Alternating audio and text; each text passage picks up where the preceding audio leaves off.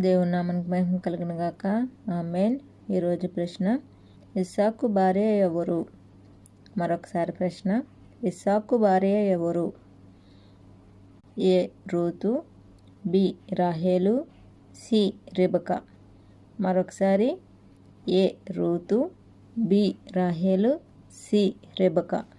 యెహోవా నీ మాట చొప్పున నీ సేవకునికి నీవు మేలు చేసి ఉన్నావు. నేను నీ ఆజ్ఞలయందు నమ్మిక ఉంచియున్నాను. మంచి వివేచన, మంచి జ్ఞానము నాకు నేర్పుము. శ్రమ కలగక మునుపు నేను త్రోవ విడిచితిని. ఇప్పుడు నీ వాక్యము ననుసరించి నడుచుకొనుచున్నాను.